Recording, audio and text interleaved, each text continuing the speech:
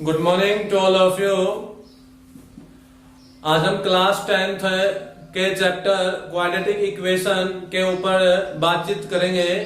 Quadratic equation में हमने कुछ एक कॉन्सेप्ट्स के बारे में डिस्कस किया था और हमारा जो कॉन्सेप्ट था पिछला वो ये था कि जर्नल लाइफ के अंदर हम किस तरह से क्वाड्रेटिक इक्वेशन का यूज कर सकते हैं और किस तरह से हम उसको परफॉर्म कर सकते हैं। अब पिछले लेक्चर में हमने कुछ एक क्वेश्चंस ऐसे किए थे जो कि रेल के ऊपर डिपेंड थे और वो क्वाड्रेटिक इक्वेशन में कन्वर्ट हो जाते हैं और उसको फिर हम सोल्व करके उस ट्रेन की हम यहाँ पे यूनिफॉर्म स्पीड को निकाल सकते थे।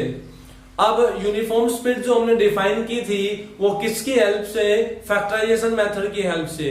तो मैं आपको आज एक बार फिर से फैक्टराइजेशन मेथड के बारे में बताना चाहूंगा, यानी कि जो हमारी एनसीईआरटी क्लास 10th एक्सरसाइज 4.2 में आती है वहां पे भी हमें फैक्टराइजेशन मेथड के बारे में पढ़ना होता है। तो फैक्टराइजेशन मेथड से पहले मैं आपको क्वाड्रेटिक इक्वेशन के बारे में थोड़ा सा एक बार बताना चाहूंगा। क्वाड्रेटिक इक्वेशन के बारे में बताना चाहूंगा। देखिए, अगर हमारे पास कोई क्वाड्रेटिक इक्वेशन इस तरह से स्टैंडर्ड फॉर्मेट में है, क्वाड्रेटिक इक्वेशन है, इसका स्टैंडर्ड फॉर्मेट ये होता है हमारे पास ax² plus bx plus c is equal to 0। ये हमारे पास क्वाड्रेटिक इक्वेशन का स्टैंडर्ड फॉर्मेट होता है और यहाँ पे जो a आता है वो नॉट इक्वल टू 0 होता है। a की वैल्यू होगी वो 0 के बराबर पॉसिबल नहीं होती है। अब ये जो क्वाड्रेटिक इक्वेशन है इसको फैक्टराइज करने के लिए हम यहाँ पे छोटी सी एक बात सीखेंगे कि हम यहाँ पे अल्फा और बीटा दो जीरोस लेते हैं। When alpha and beta are two roots, alpha and beta are two roots, अगर हमारे पास अल्फा और बीटा दो रूट्स होते हैं तो यहाँ पे क्वाड्रेटिक इक्वेशन किस तरह बनाई जाती है? x² माइनस अल्फा जमा बीटा गुणा में x और प्लस अल्फा गुणा बीटा इक्वल्स टू 0। ये होता है हमारे पास क्वाड्रेटिक इक्वेशन बनाने का तरीका। यदि आपको अल्फा और बीटा कोई दो रूट दिए हुए हों, अगर आपको अल्फा और बीटा दो रूट दिए गए हों तो हम क्वाड्रेटिक इक्वेशन इस तरह से बनाते हैं। यानी यहाँ पे जो x होता है इस x के साथ आपको अल्फा और बीटा का सम लिखना होगा और यहाँ पे प्रोडक्ट होता है। इसको ऐसे भी लिख सकते हैं हम x² माइनस sx जमा में p इक्वल टू 0। इस s का मतलब होगा यहाँ पे सम ऑफ जीरोस या सम ऑफ रूट्स। यहाँ p का मतलब होगा प्रोडक्ट ऑफ रूट्स। तो देखिए, इन दोनों बातों को हम ध्यान में रखते हुए आगे जो क्वेश्चन करेंगे फैक्टराइजेशन के वो किस तरह से सोल्व कर पाते हैं, क्योंकि जब हम फैक्टराइजेशन करते हैं तो वहां पे जो ये x होता है, ये जो x का जो भी कोफिशिएंट होगा इसमें x के साथ, जैसे यहाँ माइनस अल्फा जो बीटा है तो इसको हमें स्प्लिट करना होता है दो पार्टों में स्प्लिट करना होगा और उस स्प्लिटिंग के लिए हमें वहां पे कुछ नंबर्स का कुछ पेयर्स हमें ढूंढने पड़ते हैं और वो पेयर्स हैं वो इन्हीं प्रोडक्ट और सम के आधार पे ढूंढने पड़ते हैं। इस प्रोडक्ट और इस सम के आधार पे हमें ढूंढना पड़ता है। जैसे कि मैं आपको एक क्वेश्चन बताता हूं तब आपको अच्छी तरह समझ में आएगा। क्वेश्चन देखिए हमारा ये है 2x², ये हमारी इक्वेशन है 2x² minus x plus 1/8 equals to 0। ये हमारे पास एक क्वाड्रेटिक इक्वेशन है। इस क्वाड्रेटिक इक्वेशन के हमें फैक्टराइज करने हैं और फैक्टराइजेशन मेथड के अकॉर्डिंग ही हमें इसके अंदर x की वैल्यू निकालनी है।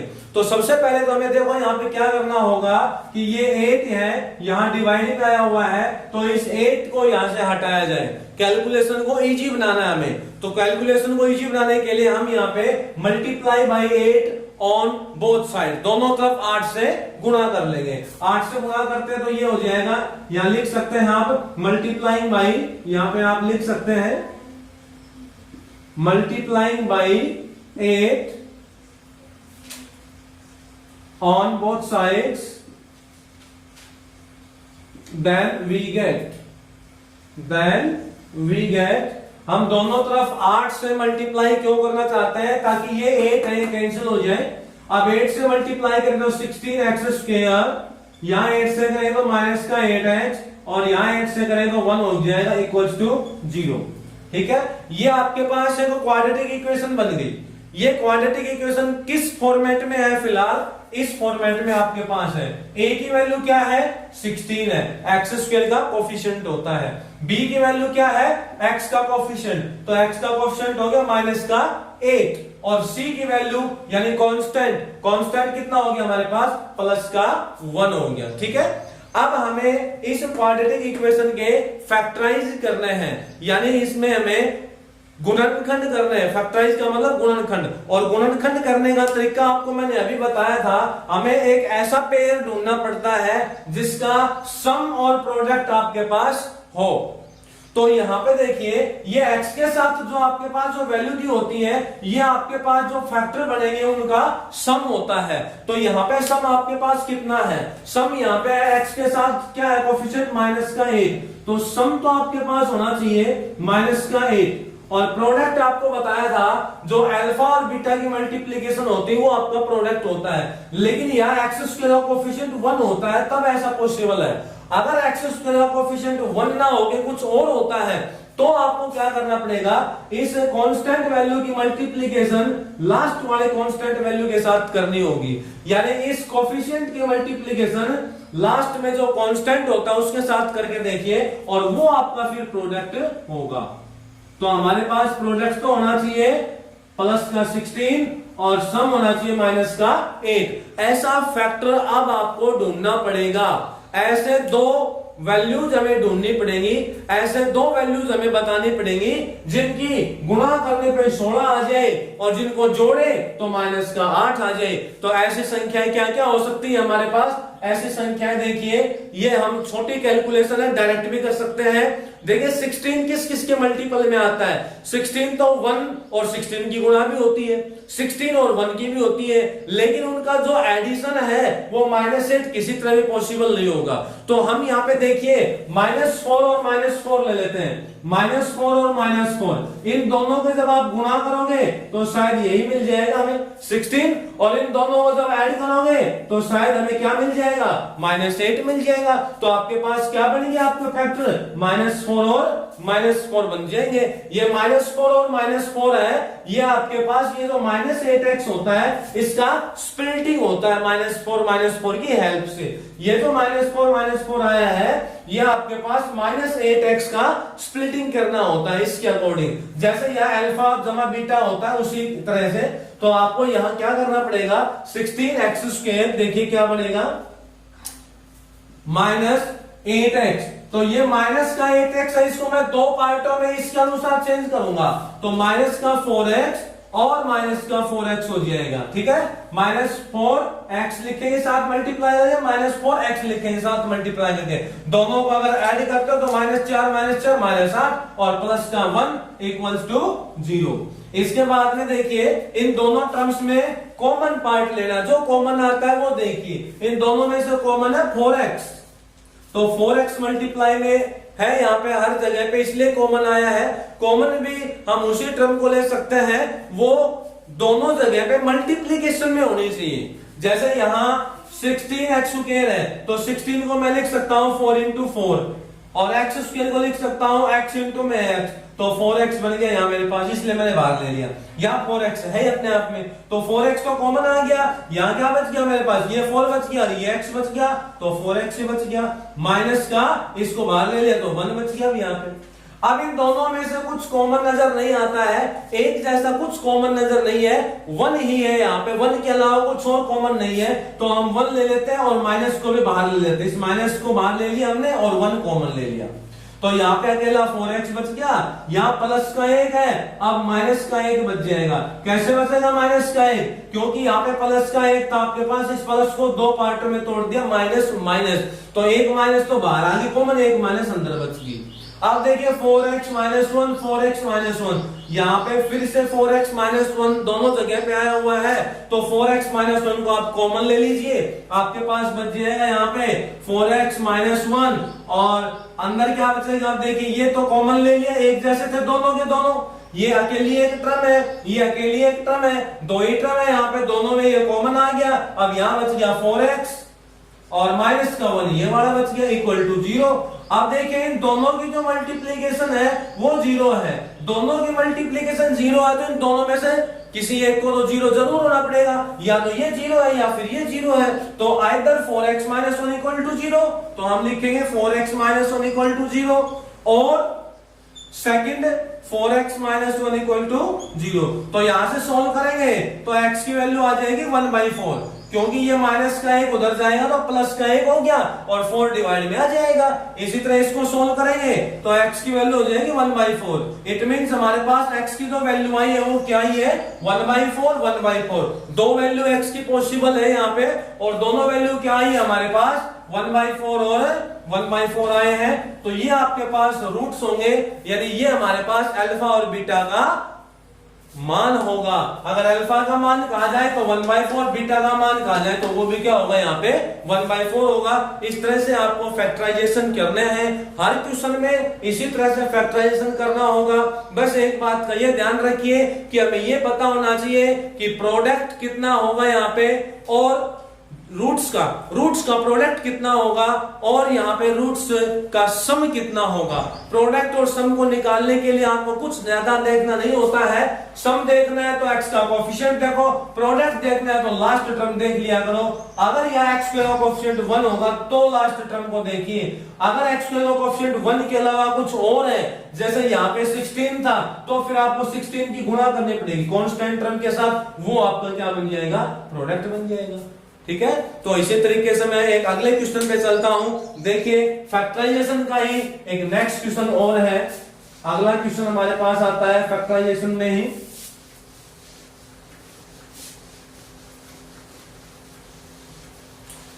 अगला क्वेश्चन मेरे पास आता है square root of 2x square. ध्यान से देखिए, square root of 2x square, square root of 2x square plus 7x plus 5 square root of 2 equals to 0। ये आपके पास क्वाड्रेटिक इक्वेशन है। तो सबसे पहले आपको देखना होता है कि रूट्स में सम और प्रोडक्ट कितना होना चाहिए।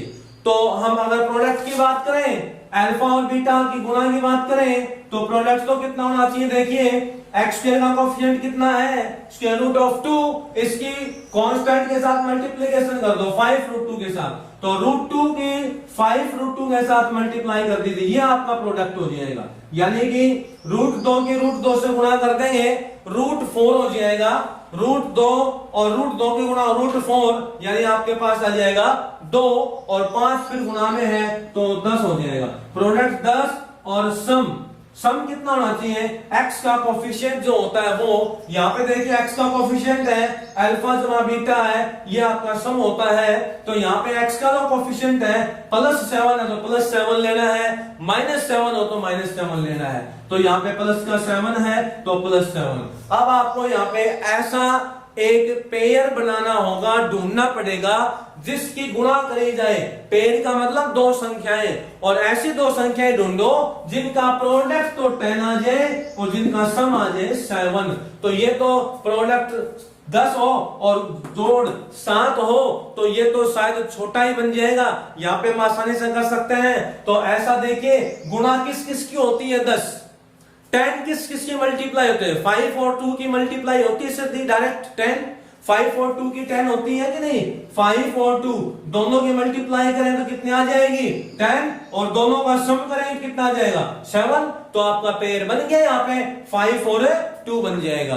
अब आपको उसी तरह से स्प्लिट करना है, इस 7x को स्प्लिट करना है, 7x को हमें ब्रेक करना होगा। तो कैसे लिखेंगे देखिए, ये root 2x square as it is रहेगा आपका, रूट 2x स्क्वायर सेम यहां पे लिख देता हूं मैं, square root of 2x square plus 7x को अब मैं यहां दो पार्टों में लिख देता हूं, 5x जमा 2x, ठीक है, और प्लस ये 5 square root of 2 as it is बराबर 0। अब इसको आगे सोल्व करते हैं तो कॉमन लीजिए, यहां पे इन दोनों टर्म्स में से कोई वैल्यू आपके पास कॉमन है तो कॉमन लीजिए। यहां केवल मेरे को x यहां पर और x यहां पर दिखाई दे रहा है। 5 यहाँ है लेकिन यहाँ 5 है नहीं कहीं पे भी। यहाँ रूट तो है तो यहाँ रूट तो नहीं है, तो आपको केवल यहाँ क्या कॉमन मिलेगा, x कॉमन मिलेगा। x मैंने कॉमन ले लिया, क्या बच गया यहाँ पे, यहाँ बच गया √2 और यहाँ बच गया x, क्योंकि यहाँ पे x की पावर कितनी थी 2, एक पावर मैंने कॉमन ले ली बाहर, एक पावर अंदर बच जाएगी, प्लस का 5 बच जाएगा क्योंकि x को मैं बाहर ले चुका हूं कॉमन के लिए, प्लस अब यहां आ जाओ, ये 2x और ये 5√2, इन दोनों में कॉमन देखना पड़ेगा हमें क्या होगा। ध्यान से देखिए, यहां 2x है तो मैं इस 2x को ऐसे लिख सकता हूं, देखिए रफली एक बार, 2x को मैं ऐसे लिख सकता हूं √2 गुणा में √2 और गुणा में x, क्योंकि √2 और √2 की मल्टीप्लाई √4 यानी कि √4 का मतलब कितना हो गया 2 और ये x तो उसी के बराबर आ जाएगा। तो 2x को मैं कह सकता हूं √2 बाई x, यानी √2 मल्टीप्लाई बाई x कह सकते हैं 2x को। तो यहाँ पे इस 2x की जगह पे जब आप ये वाले टर्म लिखोगे तो अब ध्यान से देखिए कॉमन क्या नजर आता है, यहाँ पे केवल √2 है और यहाँ √2 x है, तो यहाँ पर भी √2 है, यहाँ पर भी √2 है, तो मैं कॉमन ले लेता हूं √2 को, और कुछ कॉमन नहीं है इसमें, केवल √2 ही होगा, यहाँ पे भी है √2 और यहाँ पे भी है। अब इसमें क्या बच गया, देखो ये √2 कॉमन ले लिया तो √2x बच गया, तो इसको लिखेंगे √2x आपके पास बच जाएगा, √2x बच गया आपके पास यहां, और प्लस का यहां बच गया 5 = 0। ठीक है, यहां तक कोई डाउट है तो आप बता सकते हो बेटा। इसके बाद में √2x + 5, √2x + 5 दोनों में ये टर्म आई हुई है, तो इसको मैं बाहर कॉमन ले लेता हूं, √2x + 5 यहां लिख देता हूं, √2x जमा 5 ये कॉमन ले लिया मैंने। अंदर क्या बच गया, देखो अब अंदर हमारे पास कॉमन लेने के बाद बच गया, यहाँ पे तो x बच गया केवल, और यहाँ प्लस का √2 बच गया, ये हमारे पास कॉमन लेने के बाद बचा है, और इक्वल टू के बाद में है 0। अब दोनों की गुणा यहाँ पे 0 है, इट मींस दोनों में से कोई ना कोई एक वैल्यू 0 होगी, आइदर दिस इक्वल टू 0 और this equal to 0, either this equal to 0 then we can return √2x + 5 = 0 और x प्लस में √2 = 0।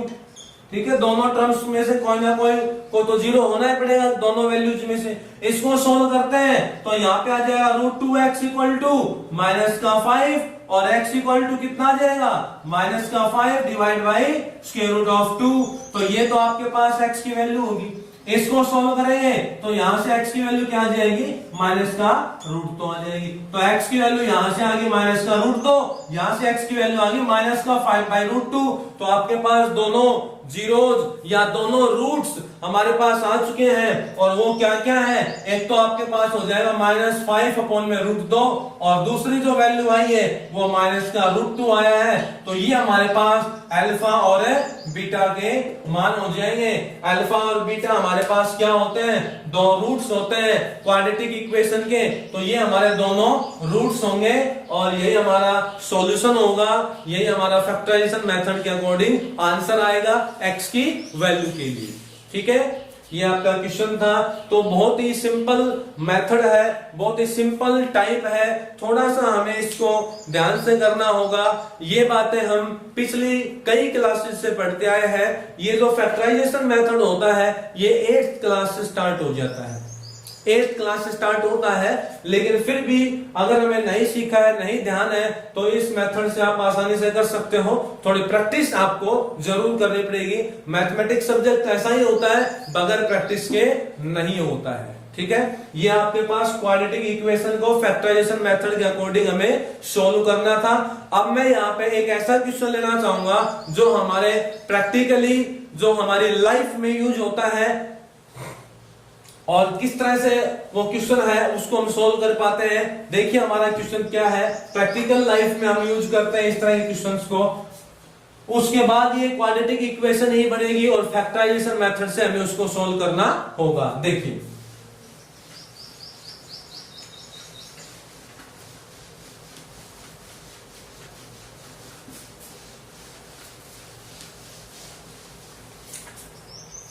हमारा क्वेश्चन है the altitude of right triangle.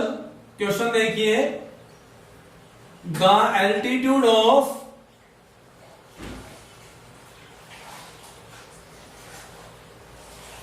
Right triangle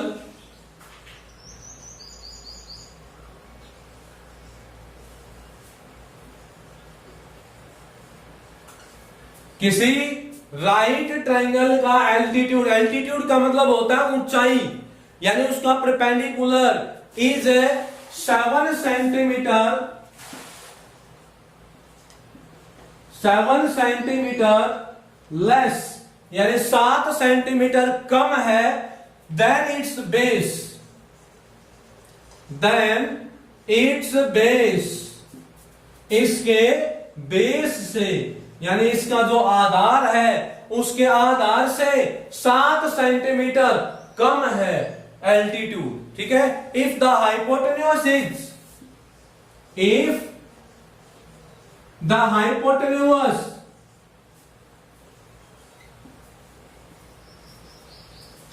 is 13 centimeter, then find other sides, then find other sides। हमें दूसरी sides है वो यहां पे बतानी होंगी क्या होंगी। तो क्वेश्चन को ध्यान से देखिए।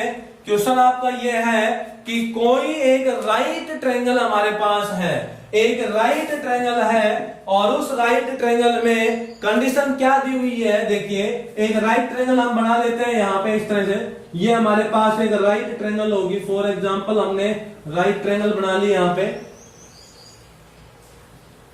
राइट ट्रायंगल है तो ये एंगल 90 डिग्री का हो गया। एक कोण 90 डिग्री का होता है समकोण त्रिभुज में। कंडीशन ये है कि एल्टीट्यूड ऑफ, एल्टीट्यूड का मतलब ये ऊंचाई, ये हमारी एल्टीट्यूड है। इस राइट ट्रायंगल का मैं नाम दे देता हूं ABC। ठीक है, in right triangle ABC, solution में मैं यहां पे लिखता हूं in right triangle ABC, angle B को मैंने 90 डिग्री दिखाया है तो एंगल B इक्वल टू हो गया 90 डिग्री। ठीक है, अब ये कहा कि एल्टीट्यूड, एल्टीट्यूड का मतलब ये ऊंचाई of right triangle is 7 centimetre less, 7 centimetre कम है। ये जो ऊंचाई है ये 7 सेंटीमीटर कम है। किससे कम है? देन इट्स बेस, इसके बेस से। बेस कौन सा भाई? ये वाला। तो इस बेस से 7 सेंटीमीटर ये कम है, तो हम यह अज्यूम कर लेंगे कि इसका जो बेस है वो x सेंटीमीटर है।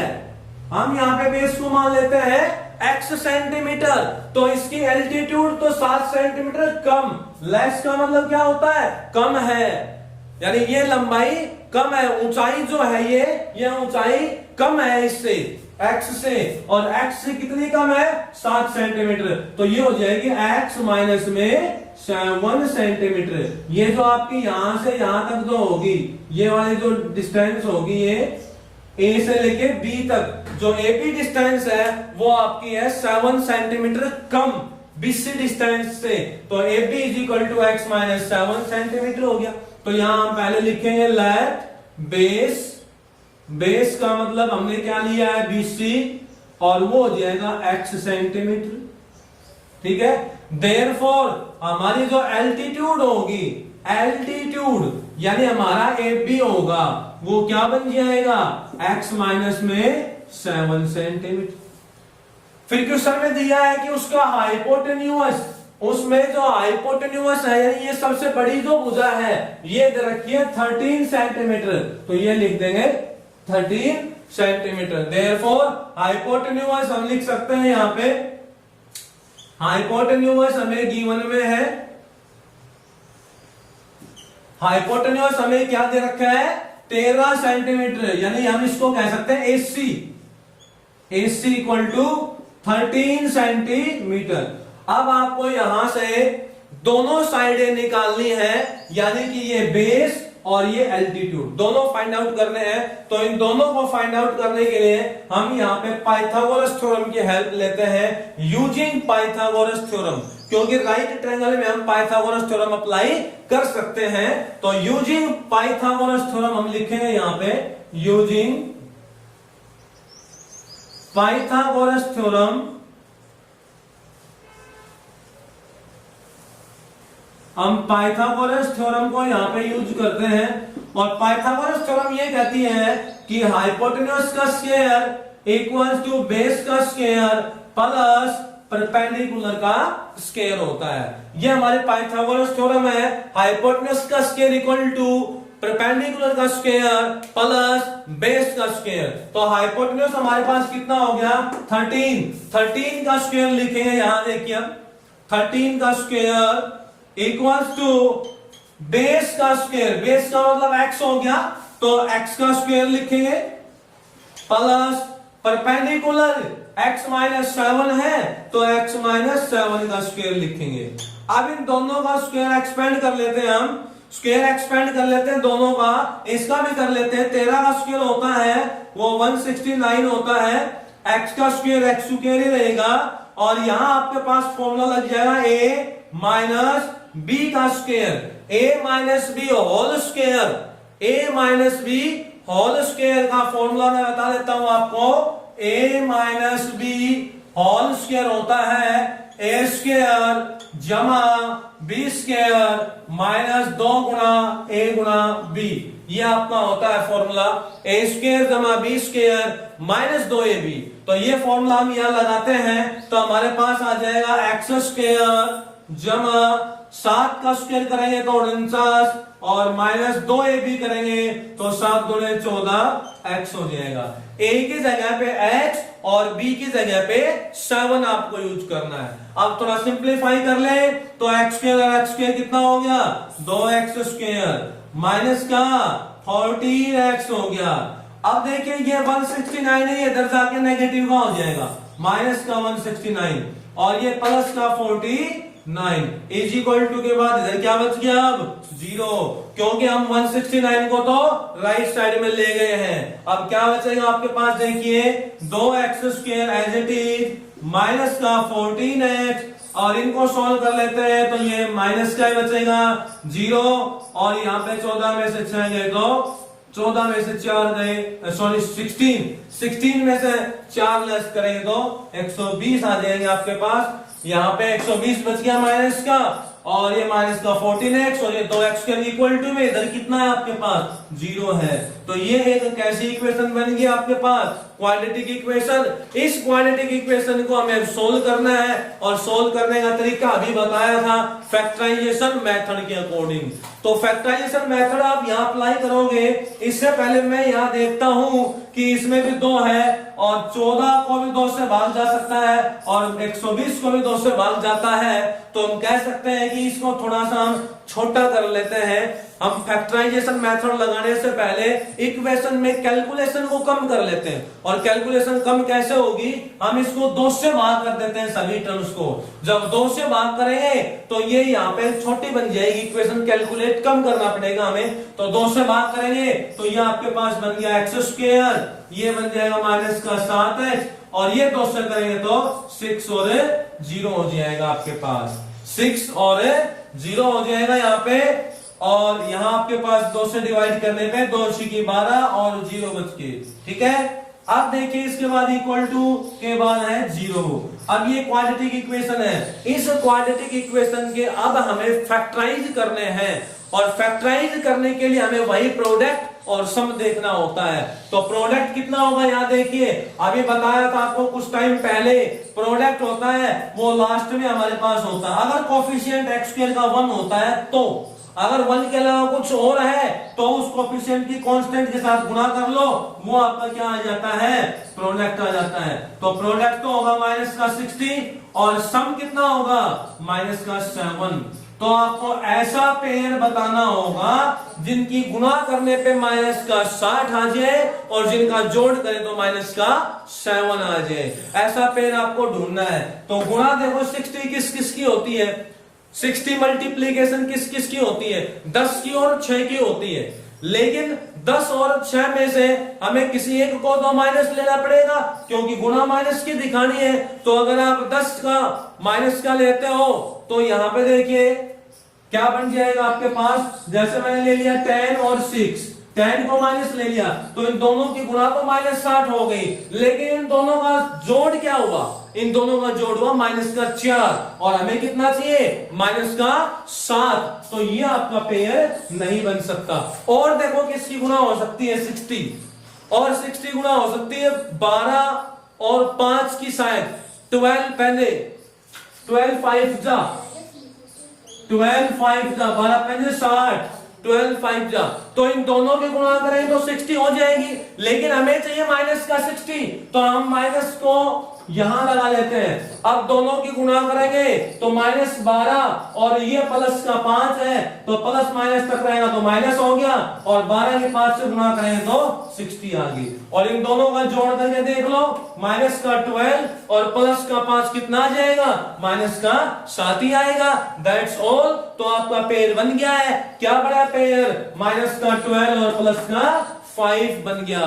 तो हमारे पास क्या पेयर हो गया, -12 + 5। अब इसको उसी तरीके से स्प्लिट कर दीजिए, स्प्लिट करके और फिर आप इसको सोल्व कर सकते हैं। तो देखिए मैं इसको आगे सोल्व करना चाहूंगा यहाँ पे स्प्लिट करके, और हमारे पास इक्वेशन ये है x²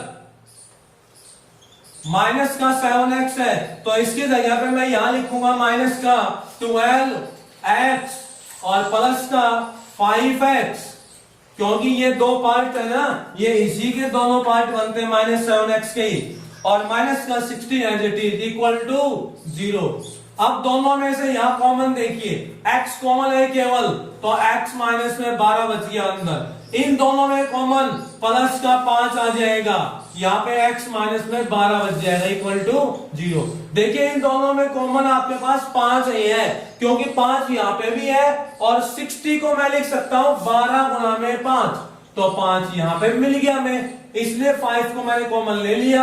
x माइनस 12 यहाँ पे भी है, यहाँ पे भी है, देयरफॉर x माइनस 12 कॉमन आ जाएगा, और इनटू में यहाँ बच गया x प्लस में 5 इक्वल्स टू 0। ध्यान से देखिए यहाँ पर x माइनस 12 दोनों में है तो कॉमन ले लिया, यहाँ बच गया x प्लस का 5।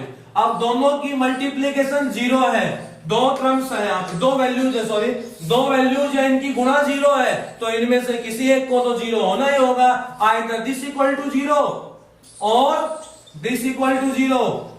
तो यहां से आपके पास x की वैल्यू -5 आ गई, यहां से सॉल्व करें तो x की वैल्यू 12, तो x की वैल्यू कौन सी होगी इन दोनों में से, देखो सेटिस्फाई कौन सी होगी।